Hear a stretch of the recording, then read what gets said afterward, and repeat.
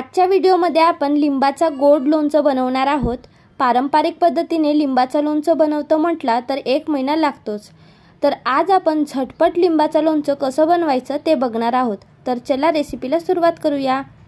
तर त्यासाठी मी इथे अर्धा किलोपेक्षा थोडे कमी लिंबू घेतलेली आहे आणि मी हे छान स्वच्छ धुवून पुसून घेतलेली आहे। आता आपण यांना कापून घेऊया। तर बघू शकता मी इथे 1 लिंबू तुम्हाला कापून दाखवत आहे। लिंबाचे आधी 2 तुकडे करायचे आहे, त्यानंतर सर्व बिया काढून घ्यायच्या आहेत बघू शकता या प्रकारे। आणि त्यानंतर आता आपल्याला या लिंबाला पुन्हा कापून घ्यायचं आहे। एका लिंबाचे 8 भाग करून घ्यायचे आहेत किंवा तुम्ही 4 पण करू शकता, ते तुमच्यावर आहे। तर बघू शकता मी इथे लिंबू कापून घेत आहे आणि त्यामधले बिया पण काढून घेतलेली आहे। तर बघू शकता याच प्रकारे आपल्याला सर्व लिंबू कापून घ्यायचे आहेत। सर्व लिंबू कापून झालेले आहेत, बघू शकता तुम्ही सर्व बिया पण काढून घेतलेल्या आहेत। आता आपल्याला इथे साखर टाकायची आहे।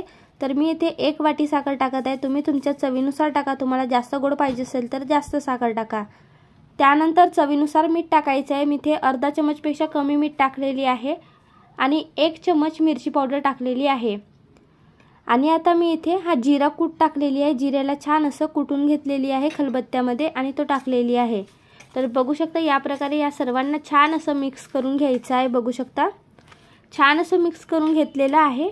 आता मी कढई गरम होण्यासाठी ठेवलेली होती। कढईमध्ये तेल वगैरे काहीच टाकायचं नाही आहे, डायरेक्ट आपल्याला हे लिंबाच्या फोडी टाकून घ्यायच्या आहेत इथे।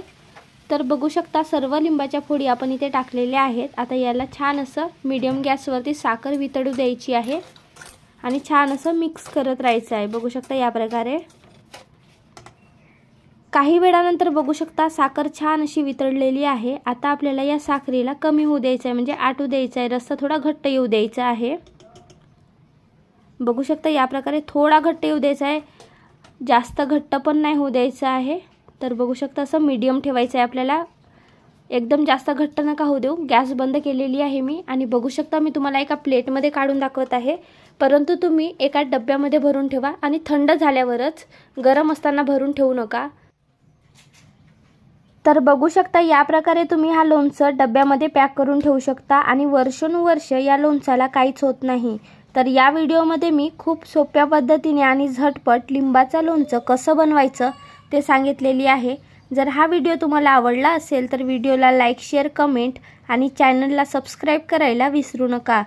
धन्यवाद।